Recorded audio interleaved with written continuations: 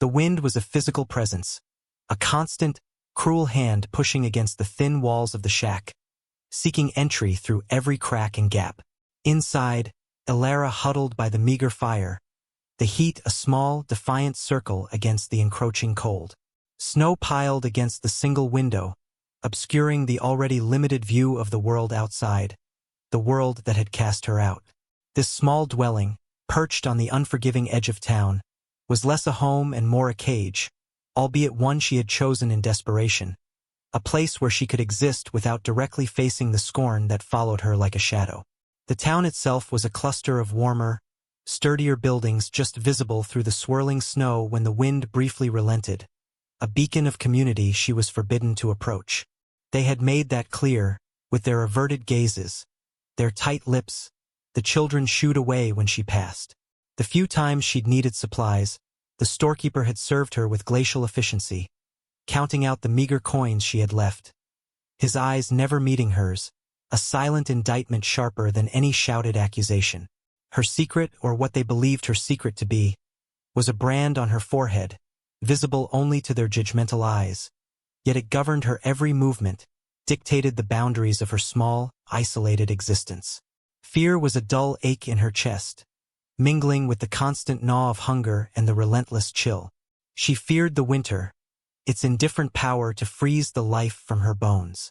She feared the town, its collective cruelty and the power of its condemnation.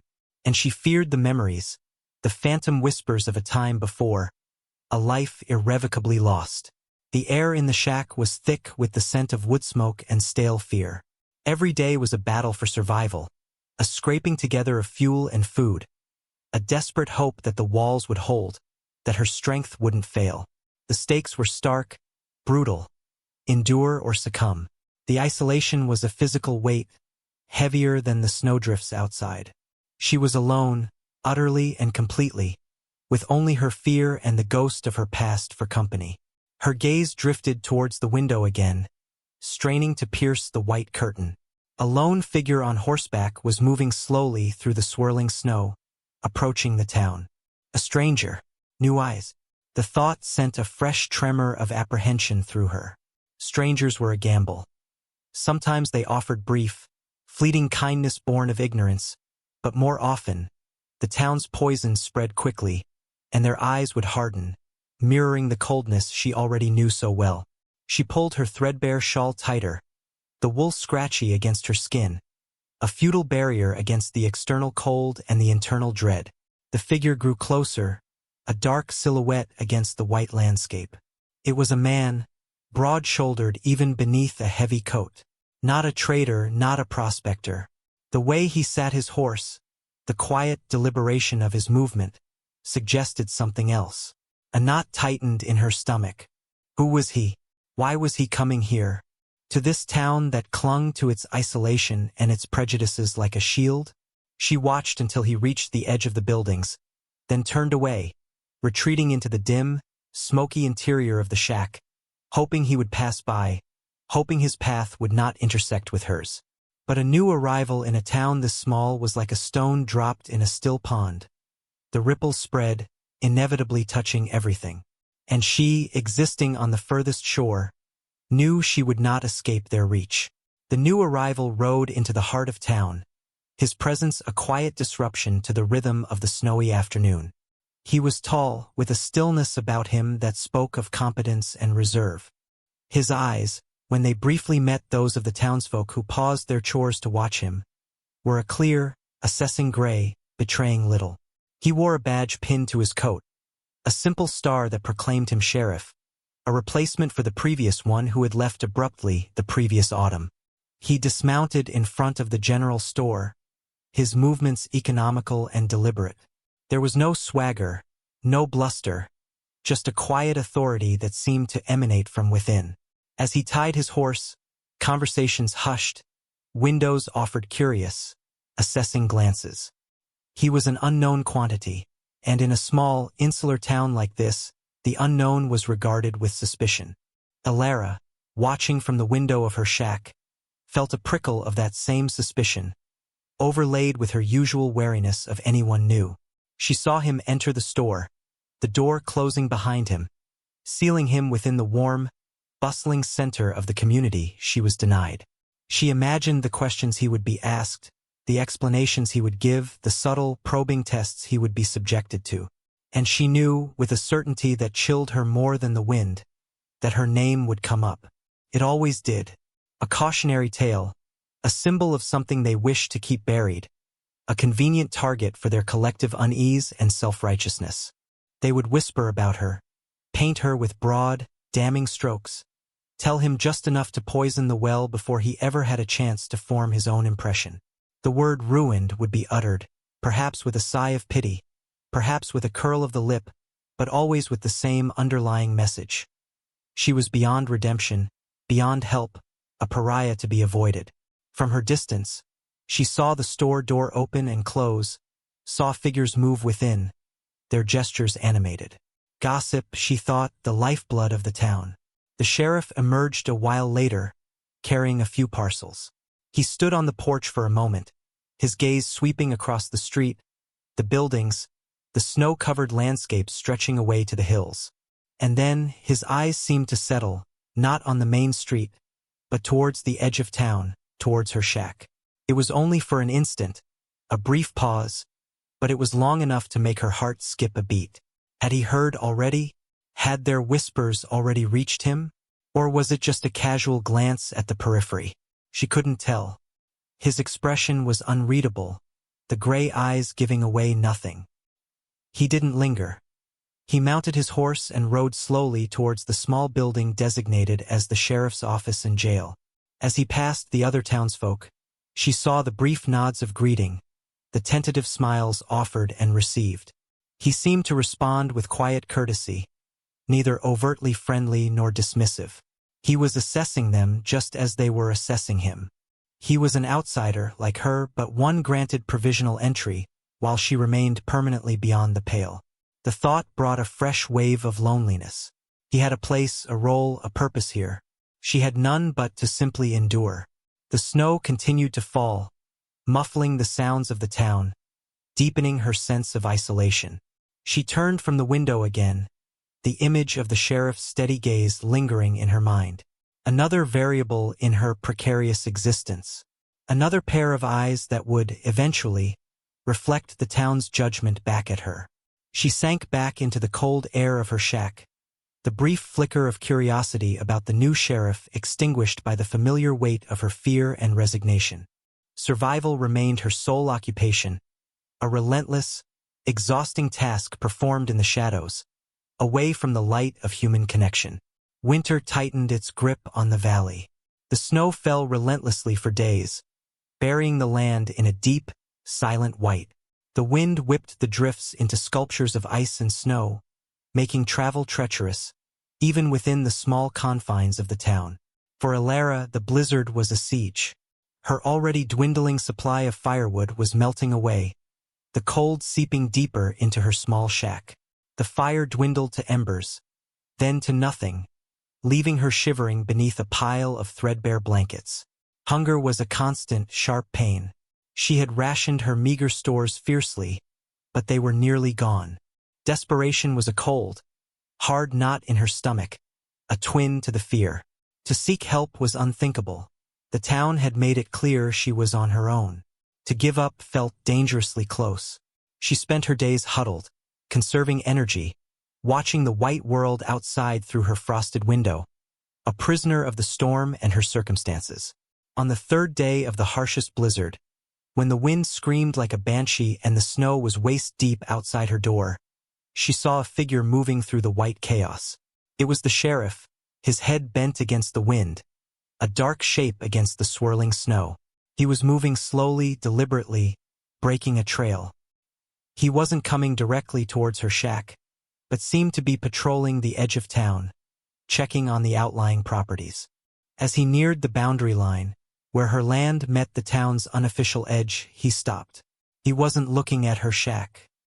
He was looking at the snowdrifts piled high against her walls. She watched him, every muscle tense, ready to retreat, to hide. But he didn't approach the shack. Instead, he reached into a saddlebag and pulled something out. He knelt down, near the edge of her property but not crossing it, and placed the item on the snow. Then he straightened up, gave one brief, almost imperceptible glance towards her dwelling, not at the window where he might see her, but at the structure itself, and turned, continuing his slow patrol away from her. What had he left? She waited, a coiled spring of suspicion and fear. The snow continued to fall, threatening to bury whatever he had left. After what felt like an eternity, when he was long gone and the coast was clear, she ventured to the door, opening it just a crack. The wind tore at the opening, snatching away the stale air from inside. She saw it then, half buried in the fresh snow. A small sack, wrapped in oilcloth. With trembling hands, she pulled it free. It was heavy. She stumbled back inside, slamming the door shut, her heart pounding against her ribs. She tore at the oilcloth wrapping. Inside, nestled among dry leaves and straw, were several blocks of firewood, small but dense, enough to keep a fire going for a while. And beneath the wood, a small bag of flour, a few potatoes, and a chunk of cured meat. Provisions. Left for her. By the sheriff. Confusion warred with her ingrained distrust. Why? Why would he do this? The town hated her, shunned her. He was the representative of the town's authority. This didn't fit the narrative she had been forced to accept. It wasn't an act of charity, delivered with pity or expectation. It was quiet, anonymous, left at the boundary like an offering to a wild, wary creature. It was an act of quiet, almost secret kindness. Fear remained a strong instinct, but a fragile, unfamiliar feeling stirred beneath it. A tiny flicker of bewildered hope, immediately followed by a fresh wave of suspicion. What did he want? Was this a trap? A way to gain her trust before revealing his true, judgmental nature? She didn't understand. She hadn't spoken to him, hadn't asked for help. And yet, here were the means to survive another day, maybe two. The scent of the cured meat, the feel of the rough flour sack in her hands, were intensely real in the frigid air. She looked at the firewood, then at the cold, dead hearth. The decision was stark. Trust, however tentative and suspicious, or freeze and starve. Survival instinct, honed by months of hardship, made the choice for her. She built a small fire, watching the flames lick greedily at the dry wood. The heat spread slowly through the shack, pushing back the biting cold. It was a small reprieve, paid for with a large dose of confusion and a grudging acknowledgement that the sheriff was not behaving as the town's opinion dictated he should. He was an anomaly, and anomalies, in her experience, were often the most dangerous things of all. The sheriff's quiet acts of assistance continued, small, almost imperceptible gestures that chipped away at Alara's carefully constructed wall of distrust. He would ride by the edge of her property and, when he thought she wasn't looking, though she was always watching, leave a bundle of dried herbs for tea, a small sack of oats, or occasionally, a rabbit he'd snared, cleaned and ready to cook. He never approached the shack, never called out, never sought acknowledgement. It was as if he was leaving offerings for a spirit of the woods, a necessary gesture performed without expectation of reciprocation. This quiet persistence was more disarming than any direct attempt at conversation could have been. It bypassed her defenses, speaking in a language of action rather than words, a language she was beginning, hesitantly, to understand. Meanwhile, the town's hostility towards her remained a constant, low hum beneath the surface of daily life, occasionally flaring into open unpleasantness. Children, emboldened by their parents' attitudes, would sometimes throw stones towards her shack, shrieking insults they barely understood. One evening, a group of men, fueled by liquor and the town's pervasive judgment, rode out to her property line, shouting obscenities and threats. Alara, hidden inside, had frozen in terror, clutching a heavy stick, her heart hammering against her ribs. She heard the sheriff's voice then, quiet but firm, cutting through the drunken bravado. He was there, at the edge of her land, facing the men down. She couldn't hear the exact words, but she heard the tone calm, authoritative, unwavering. The men cursed and grumbled, but eventually, they dispersed, melting back into the darkness towards the town. He hadn't come to her door. He hadn't offered comfort. He had simply done his job, upholding the law, even for the town's pariah. But his presence, his willingness to intervene when the town's malice turned violent, spoke volumes. He didn't condone their cruelty. He didn't participate in their shunning. He stood, literally and figuratively, between her and their worst impulses. This incident solidified the fragile trust that had begun to form. It wasn't earned through shared stories or warm conversations, but through observation, through his actions in the face of the very forces that sought to harm her. He saw her hardship, he saw the town's cruelty, and he chose, quietly and without fanfare, to mitigate the one and stand against the other. Elara began to leave small things in return near the boundary line. A perfectly carved piece of wood she found, a handful of dried berries she'd managed to forage. She never saw him find them, but the next time he left something, it would be there, confirming that her small gestures had been seen and understood. It was a silent dialogue, conducted through shared space and exchanged tokens, a fragile bridge built across the chasm of her isolation and his official detachment. She still didn't know his past, or the full extent of his reasons for being in this remote, difficult town, and he hadn't asked about hers. The secret that had ruined her remained unspoken between them, a ghost that still haunted her every waking moment. But in the quiet space between their two worlds, marked by the snow and the silent offerings, something tentative and real was beginning to grow. It wasn't friendship, not yet. It was something more fundamental, born of necessity and a shared understanding that some lines, even those drawn by a vengeful community, were not to be crossed. The bitterest cold arrived in a brutal wave, a deep freeze that locked the land in ice and made every breath a painful effort. Elara woke one morning with a searing ache in her chest and a cough that tore through her lungs. Fever gripped her, turning the inside of her shack into a swirling, disorienting haze. She was too weak to tend the fire properly, too weak to even fetch water. The small stores the sheriff had left were untouched. She couldn't muster the strength to prepare them. Days blurred into a fevered nightmare of chills and sweats, the wind outside seeming to mock her struggle. She was dying, she knew, succumbing not just to the illness, but to the relentless attrition of cold, hunger, and loneliness. On the edge of consciousness, she heard a noise outside, louder than the wind. A firm, insistent rap on her door. She froze, her eyes wide and unfocused. No one knocked on her door. Not the townspeople. Not ever. The rap came again, followed by a quiet, deep voice. "Elara? It's Sheriff Brody. I haven't seen smoke from your chimney, Sheriff Brody." His name. It felt strange on her tongue. A small piece of identity in her anonymous world. She couldn't answer. Her throat was raw, her voice a mere rasp. The knocking grew more insistent, then stopped. Silence. Had he left?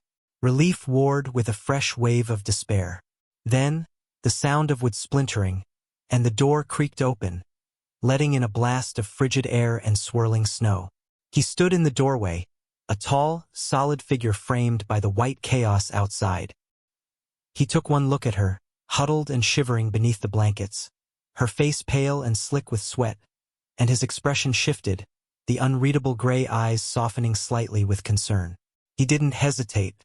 He closed the door against the storm, plunging the shack back into dimness, and crossed the small space.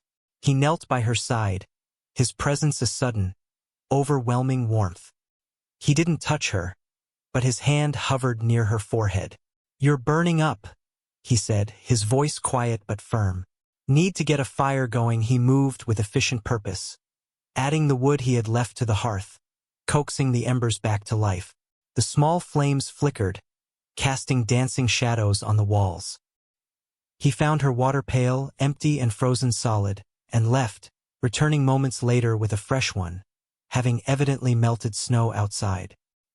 He offered her a dipper of water, holding it patiently to her lips. The cold liquid was a shock, but it soothed her raw throat. "Medicine," he said, opening a small satchel he carried. He dissolved a powder in water and helped her swallow it, his touch gentle but steady. He didn't ask questions. He didn't speak of the town or her past. He simply tended to her needs with a quiet, focused competence. The air in the shack slowly warmed, the fire crackling cheerfully. The medicine began to take the edge off the fever. The crisis was not over, but for the first time in days, Alara felt a fragile thread of hope return. Lying there, watching him move about her shack, a trespasser in her self-imposed isolation, she felt a confusing mix of vulnerability and a strange sense of safety. He was caring for her, this man the town had warned him against. He saw her at her weakest, most ruined moment, and there was no judgment in his eyes, only practical concern. It was the first time anyone had looked at her that way in years. The silence between them wasn't empty. It was filled with the crackling fire, the howl of the wind, and the unspoken acknowledgement of her need and his willingness to meet it. He pulled up a small stool and sat by the fire, not watching her directly, but simply being present. His presence was a quiet anchor in her stormy world. In that moment, the secret that had defined her for so long seemed to shrink, becoming less important than the simple fact of breathing, of warmth, of not being alone in the face of death. She drifted into a fitful sleep, the sheriff's steady breathing the last thing she heard. Days passed in a haze of fever and recovery. Sheriff Brody remained, a silent, steady presence. He would leave the shack for periods, tending to his duties in town, but he always returned, bringing supplies, checking her temperature, ensuring the fire stayed lit. He cooked for her simple stews, nourishing broths, coaxing her to eat. He didn't hover or fuss, but his attention was constant and reassuring. The townspeople, seeing him regularly riding out to her shack, began to talk. Alara, though weak, could sense the shift in the air, the increased scrutiny, the disapproval directed not just at her, but at him now too. He was defying their unspoken rules, breaking the taboo surrounding her.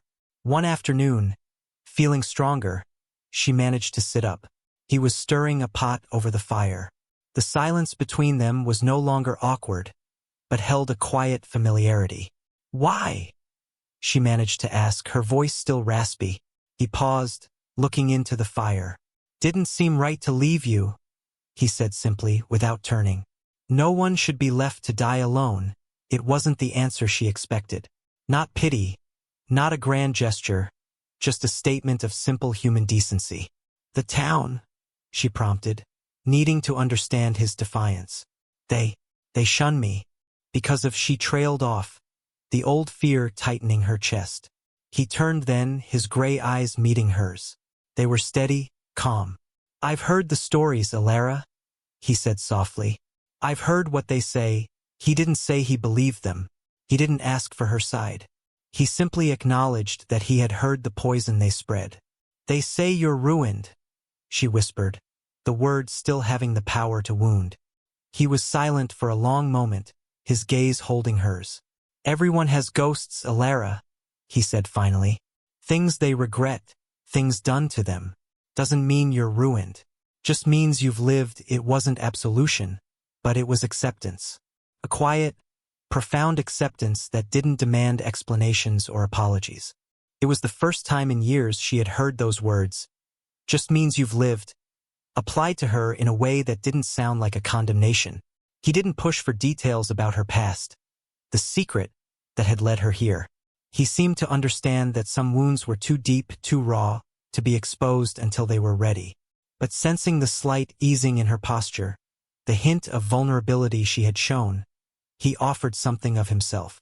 "Came out here to escape something too," he said, his voice low, conversational. "Crowded places, too many questions. Thought a quiet town, on the edge of nowhere, might offer some peace." It wasn't much, a tiny crack in his own reserve, but it was enough. It showed he understood, on some fundamental level, what it meant to be seeking refuge, to be carrying burdens from elsewhere. It wasn't a full confession, not a trade of secrets, but a shared acknowledgement of a similar need for quiet and distance. In that moment, the tentative trust solidified.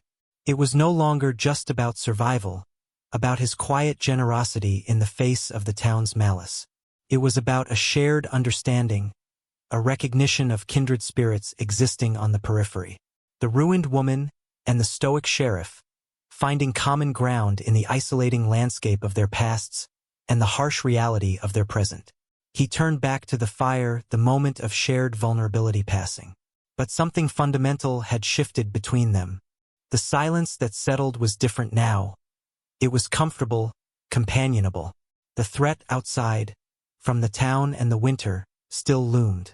But inside the small shack, by the fire, a fragile bond had formed, a silent alliance against the forces that sought to break them.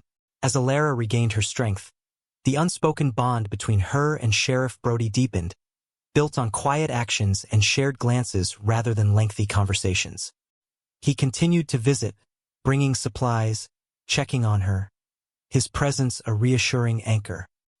He never imposed, always respectful of her space and her need for solitude. Yet his willingness to simply be there, despite the town's growing disapproval, spoke louder than any declaration. The town's displeasure was becoming more overt. Glances turned sharper, greetings towards the sheriff in town became strained, and he was subjected to thinly veiled questions about his charity case, and the wisdom of associating with that woman. Sheriff Brody met it all with the same quiet reserve, neither justifying his actions nor engaging in arguments. He simply did his job impartially and effectively, refusing to be swayed by the town's collective judgment. One blustery afternoon, as the snow began to melt in fits and starts, revealing the muddy ground beneath, the true catalyst for the town's shunning began to resurface. A rider arrived in town, not a stranger, but a man known to some of the older residents, though he hadn't been seen in years. He was a swaggering, unpleasant sort, asking questions specifically about Alara. Alara saw him from her window, her blood running cold. This man was connected to her past, to the event that had driven her into hiding, to the lie that had ruined her in the eyes of the world. He represented the very nightmare she had fled. She shrank back into her shack, a wave of panic washing over her. She hadn't expected anyone from that life to find her here, on the edge of nowhere. Later that day, Sheriff Brody came to her shack. He found her pale and trembling. "There's a man in town," he said, his voice low. "A skin about you. Name's Harkins." Alara flinched at the name, confirmed her fears. Harkins was a vulture, a man who profited from others' misfortune, and he had been involved, indirectly but significantly, in the circumstances that had led to her downfall. "He's a skin." Questions, the sheriff continued, his gaze steady. "The townspeople, they're fillin' his ear." He didn't need to say with what. "He's trouble." Alara. She could only nod, her throat tight with fear. He was there," she managed to whisper, the words catching in her throat. When it happened, Sheriff Brody's jaw tightened almost imperceptibly. He didn't press for details, but his presence was a solid reassurance. "He came into my office," the sheriff said, "asked about any unclaimed property or individuals living outside of town oversight. Said he was looking for someone who owed him. Described you." Alara hugged herself, trying to ward off the chill that had nothing to do with the temperature. "I owe him nothing," she said fiercely, finding her voice. "He was part of it." He lied. A piece of the truth, jagged and raw, was finally out. Sheriff Brody didn't flinch. His eyes held a quiet understanding. "He's stirring things up," he stated, "reminding folks why they shunned you. Using it to his advantage." He paused, assessing her. "What did he do, Alara? What happened?" The question was gentle but direct. The time for silence was past. The threat was no longer abstract judgment, but a tangible danger personified by Harkins. Taking a deep, shaky breath, Alara began to speak, her voice low and halting at first, then gaining a quiet strength as she recounted the events that had led to her ruin. It wasn't a story of wickedness, as the town believed, but of betrayal, false accusations, and a desperate flight for survival. It was a story of being a victim and being blamed for it. As she spoke, Sheriff Brody listened, his expression unreadable, his gaze steady. He didn't interrupt, didn't show shock or disbelief. When she finished, the silence in the shack was heavy, filled with the weight of years of unspoken pain. He simply nodded, a slow, deliberate movement. "I see," he said quietly. They judged you based on his lies, and their own fear. It wasn't just validation. It was an indictment of the town's behavior. Harkins sounds like a snake, he added, a hint of steel entering his voice. And he's not just stirring up old resentments. He wants something, and you being here, vulnerable and isolated, makes you an easy target. The quiet protection she had felt from him was now taking on a new, more urgent dimension. The trust they had built in the silence and the snow would now be tested in the face of a clear and present danger. Harkins' presence in town was like a festering wound, reopening old prejudices and whipping up a fresh wave of animosity towards Alara and, increasingly, towards Sheriff Brody for daring to protect her. Harkins, with his smooth talk and insinuations, found a willing audience among the townspeople, particularly the more influential ones who had been instrumental in ostracizing Alara. He painted her as a thief, a schemer, a woman who had caused ruin elsewhere and had come to their peaceful town to hide. His lies, echoing the town's own fears and biases, seemed to validate their past cruelty. Sheriff Brody found himself facing subtle forms of obstruction and hostility. Supplies he needed for the office were slow to arrive.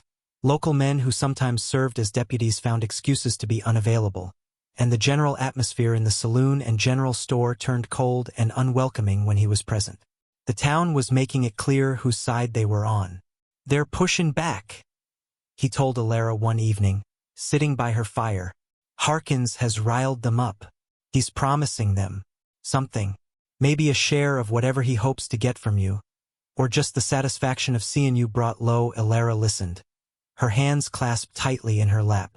Her fear was still present, a cold knot in her stomach, but beneath it, something else was stirring, a quiet, fierce anger. She had been running and hiding for too long. She had let others define her, judge her, ruin her life with their lies. The hardship of the winter, the quiet strength of Sheriff Brody's support, had forged something new within her. She would not be run off, not by Harkins and not by the town. What does he want? She asked, her voice low but steady. Truly. Sheriff Brody was silent for a moment. He mentioned something about a misplaced inheritance, he said. Something he claims you took or are hiding. It was a distortion of the truth, of course, a twisted version of the events that had led to her flight. But it was enough to give his lies a veneer of legitimacy in the eyes of a town eager to believe the worst. He's persuasive, the sheriff added. And folks here are set in their ways. They don't like their judgment being questioned. The situation was escalating. Harkins wasn't just a ghost from her past. He was an active threat, manipulating the town's prejudices to corner her. And Sheriff Brody, by standing with her, was now squarely in his path, and in the path of the town's collective anger. He's planning something, the sheriff said, his gaze distant. He asked too many questions about the layout of your place, about who comes and goes. Or doesn't Alara knew, with a chilling certainty, that Harkins wasn't going to wait for her to leave or starve. He was going to come for her. And the town wouldn't stop him. Some might even look the other way or actively help. The time for passive endurance was over. She had to act. She looked at Sheriff Brody, at the quiet determination in his eyes. He had risked his reputation, his position, perhaps even his safety. For her, a woman the town had condemned. The weight of that settled upon her, hardening her resolve. She was no longer just the ruined woman hiding from the world. She was a woman who had survived, who had found an unexpected ally, and who would not let her past, or the men who had created it, destroy her future. The next move was theirs, but she would be ready. The storm outside had passed, the snow melting into a muddy landscape, but a different kind of storm was gathering, one of human malice and confrontation, and it was heading straight for her doorstep. The confrontation was inevitable, a storm that had been gathering since Harkins' arrival.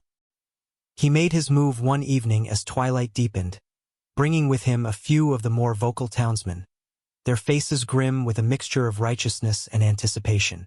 They approached Alara's shack, not stealthily, but with a deliberate show of force, their boots crunching on the half-frozen mud. Alara saw them coming from her window, her heart hammering against her ribs. a cold dread gripping her. But it was different this time. It wasn't just fear. It was a potent mix of terror and defiance. She wouldn't run. She wouldn't hide in the corner and tremble as they tried to tear down her world. Sheriff Brody was already there, positioned quietly to the side of her shack, partially concealed by a cluster of pine trees. He had anticipated this, sensing Harkin's impatience and the town's willingness to facilitate his agenda. He stepped out from behind the trees as Harkins and his small group neared the shack. "Evening, gentlemen." Sheriff Brody's voice was calm, carrying clearly in the crisp air. "You gentlemen lost?"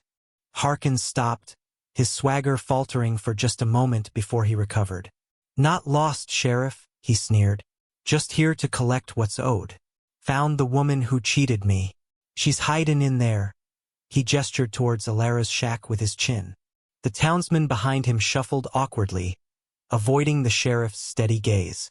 "You'll need a warrant for that, Harkins," Sheriff Brody said, his tone hardening slightly. "And proof of your claim, presented through the proper channels." "Proper channels?" Harkins laughed, a harsh, unpleasant sound. "This ain't a city courthouse, Sheriff. This is about justice. This woman's a fraud.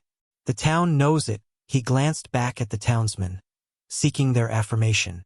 They mumbled their agreement, their eyes darting towards Alara's shack. "The town has its opinions," Sheriff Brody stated. "But I enforce the law, not opinions.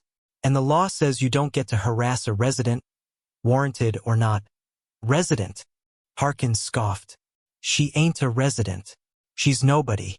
A ruined woman they let live out here, 'cause she ain't fit for decent company." The cruelty of his words stung, but Alara held firm, watching from the shadows just inside her open door. She wouldn't let him see her fear. "She's under my protection," Sheriff Brody said, his voice low and dangerous. "As is everyone within the boundaries of this township." He took a step forward, his hand resting casually near the butt of his pistol. The townsmen behind Harkins shifted uneasily. They hadn't anticipated the sheriff taking such a firm stand. Not for her.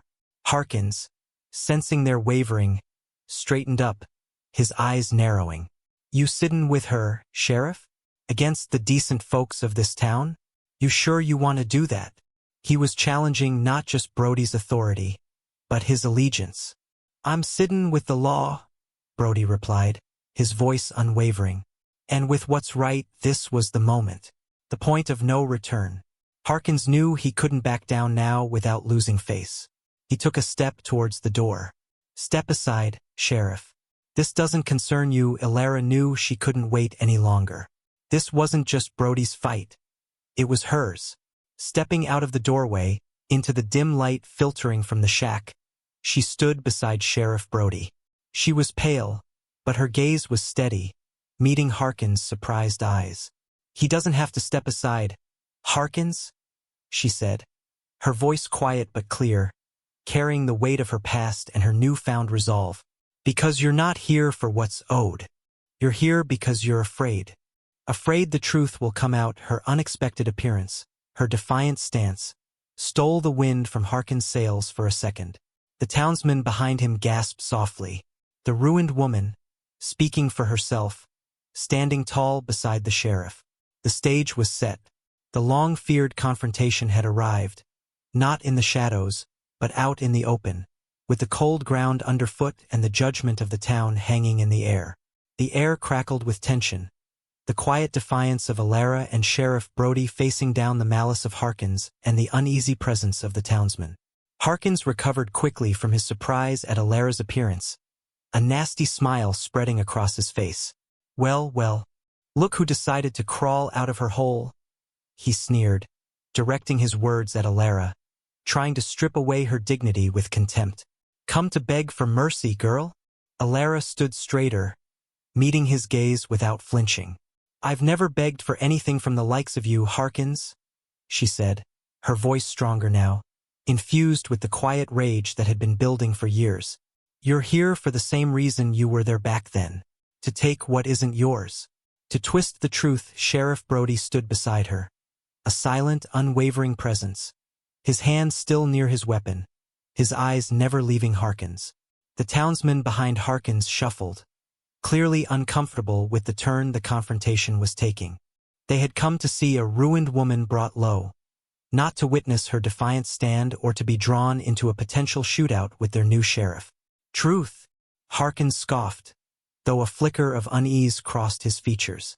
Alara's direct accusation had hit a nerve. The truth is, you stole what was rightfully mine. You lie. Alara's voice rang out, sharp and clear. You coerced a dying man, manipulated his will. You tried to cheat his rightful heir. And when I tried to stop you, you twisted the story, bribed witnesses, and left me with nothing but my name and the clothes on my back. You ruined me so you could steal his legacy. Her words, pouring out with years of suppressed pain and righteous anger, stunned the small group into silence. This wasn't the cowering, broken woman they had been told about. This was someone who had been deeply wronged, fighting back. Harkins' face twisted in fury. She's mad. Lying to save her skin, he shouted, losing his composure. Don't listen to her. She's a tramp. A fraud. I have proof, Alara said, her voice dropping slightly but losing none of its conviction. Letters, account books, things he couldn't find when he ransacked my home after forcing me out. Proof of what truly happened, and his part in it. It was a gamble, a bluff perhaps, but the mention of physical evidence, of things Harkins might have missed, clearly unsettled him. Sheriff Brody chose that moment to speak, his voice cutting through the tense air. If you have proof of a crime, Alara, he said, looking at her, then turning his steady gaze back to Harkins. Then Mr. Harkins here is welcome to present his claims through my office, with evidence, and you can present yours. We'll let the law sort it out. He wasn't taking sides explicitly in the legal sense, but his offer of due process of allowing Alara to present her proof completely undermined Harkins' attempt at a summary, extra-legal confrontation. It forced the issue into the realm of law and evidence, not mob rule and intimidation. Harkins knew he couldn't survive scrutiny. His claim was based on lies and manipulation. He had no legitimate proof, only bluster and the town's prejudice.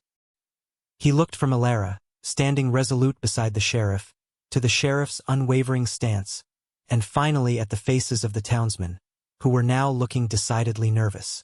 Their appetite for confrontation had evaporated in the face of Alara's unexpected courage and the sheriff's quiet authority. With a final, venomous glare at Alara, Harkins spat on the ground. This ain't over, he snarled, but the threat lacked conviction. He turned and stalked away, the townsmen quickly following, eager to distance themselves from the failed confrontation. The immediate threat receded with them, leaving behind a heavy silence and the scent of cold mud and pine. Alara stood there, trembling slightly, the adrenaline draining away, leaving her weak but strangely exhilarated. She had faced him. She had spoken her truth. And she hadn't been struck down. She looked at Sheriff Brody, who met her gaze with a look of quiet respect. He didn't say, "I told you so," or demand further details. He simply stood there, a silent guardian who had enabled her to finally stand up for herself. The climax wasn't a shootout, but a confrontation of truth against lies, courage against cruelty, and the quiet power of standing together against the weight of judgment. The aftermath of the confrontation settled over the town like a cold mist. Harkins lingered for a few days, muttering threats and trying to salvage his reputation with further lies. But without the town's open support, his power waned. Sheriff Brody made it quietly clear that any further harassment of Alara would be met with the full force of his office. A few days later, Harkins left, a defeated, bitter figure. His departure didn't instantly mend the rift between Alara and the town, but something fundamental had shifted. They had seen her stand up, seen her speak her truth in the face of her accuser, and they had seen their sheriff stand with her. Some of the townsfolk remained wary, their prejudices too deeply ingrained to be easily shaken. But others looked at Alara with new eyes, a flicker of doubt about the narrative they had accepted for so long appearing in their expressions. No one threw stones at her shack anymore. The storekeeper met her eyes briefly when she came for supplies, and his nod, while still reserved, lacked the previous chill. It was a slow, grudging thaw, but it was a thaw nonetheless. For Ilara, the transformation was profound. The fear that had been her constant companion for years had receded, replaced by a quiet strength, a hard-won resilience. She was no longer hiding, no longer defined by the lie that had been told about her. She had faced her past, confronted her tormentor, and survived. The ruined woman was discovering she was, in fact, unbroken. Her relationship with Sheriff Brody deepened into a quiet, profound partnership. It wasn't a passionate romance, but something perhaps even more enduring, a bond forged in shared hardship, mutual respect, and unspoken understanding. He still visited her, no longer just bringing supplies, but sitting by her fire, sharing a quiet meal, talking about the day, about the land, about anything and nothing. He never pressed for more details about her past than she wanted to share, and she, in turn, respected his quiet reserve about his own reasons for seeking solitude. They were two independent souls who had found unexpected solace and strength in each other's presence. He had given her the space and protection to reclaim her dignity, and she, perhaps, had offered him a quiet companionship he hadn't realized he needed. The shack was no longer a cage, but a refuge, a place where she could simply be, without judgment. Spring began to arrive, hesitant at first, then with a rush of melting snow and green shoots pushing through the mud. The harsh landscape that had mirrored her despair now seemed to hold a promise of renewal. Ilara walked the land around her shack, feeling the sun on her face, the cold mud squishing beneath her boots. She was still an outsider, still carried the scars of her past, but she was no longer alone, either in her struggle or in her heart. The path between her shack and the town remained, but now, there was a path of trust and understanding extending towards the sheriff's office as well. Her secret past had been revealed, not as a mark of shame, but as a testament to her survival. And the new sheriff, the quiet outsider, had risked it all, not for a ruined woman, but for a resilient one who had simply needed someone to see her, truly see her, and stand with her against the darkness. Their future was uncertain. Life in the valley was still hard, but facing it together, with quiet strength and earned trust, felt like a victory in itself. The resilience she had shown, the quiet courage Brody had embodied, these were the true stories etched into the landscape, more enduring than any judgment. She stood at the edge of her property, looking towards the town, then towards the sheriff's office. She wasn't hiding anymore. She was simply living.